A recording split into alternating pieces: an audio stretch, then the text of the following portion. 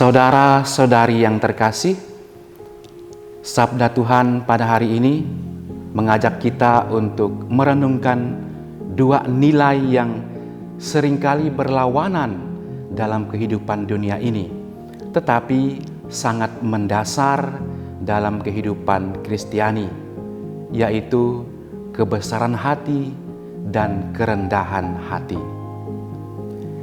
Dalam Injil hari ini, kita mendengar Yesus memberitahukan kepada para murid-Nya bahwa anak manusia akan diserahkan, dibunuh, dan bangkit pada hari ketiga.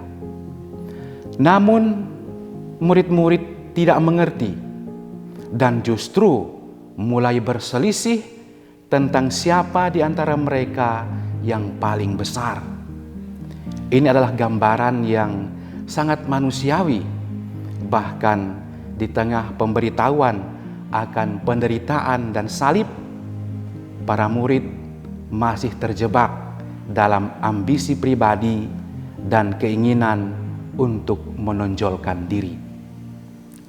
Yesus dengan penuh kesabaran mengajarkan kepada mereka bahwa kebesaran sejati tidak terletak pada kekuasaan atau posisi, melainkan pada kerendahan hati dan pelayanan kepada sesama. Barang siapa ingin menjadi yang pertama, hendaklah ia menjadi yang terakhir dari semuanya dan pelayan dari semuanya. Pernyataan ini bertentangan dengan pandangan dunia yang melihat kekuasaan, status, dan prestasi sebagai ukuran kebesaran. Saudara-saudari terkasih, Yesus kemudian memberikan contoh yang sangat sederhana tetapi penuh makna. Ia memanggil seorang anak kecil dan berkata, "Barang siapa menyambut seorang anak kecil seperti ini dalam namaku, ia menyambut aku." Anak kecil pada zaman Yesus adalah simbol ketidakberdayaan, simbol ketergantungan. Maka menyambut seorang anak berarti menyambut orang yang lemah, menyambut orang yang tidak berdaya dan tidak dapat membalas kebaikan mereka. Inilah panggilan kita semua untuk melayani tanpa pamrih, melayani dengan hati yang tulus. Bacaan pertama, saudara-saudari terkasih, dari kitab Kebijaksanaan menunjukkan kepada kita betapa dunia sering tidak siap menerima kebenaran dan kerendahan hati. Orang benar digambarkan sebagai ancaman bagi mereka yang hidup dalam kejahatan, karena keberadaannya sudah merupakan cermin yang mempersalahkan perbuatan jahat. Orang benar dianiaya bukan karena ia bersalah, tetapi justru karena ia hidup dalam kebenaran. Bacaan ini mengingatkan kita bahwa hidup dalam kebenaran dan kerendahan hati seringkali membawa tantangan dan bahkan penderitaan.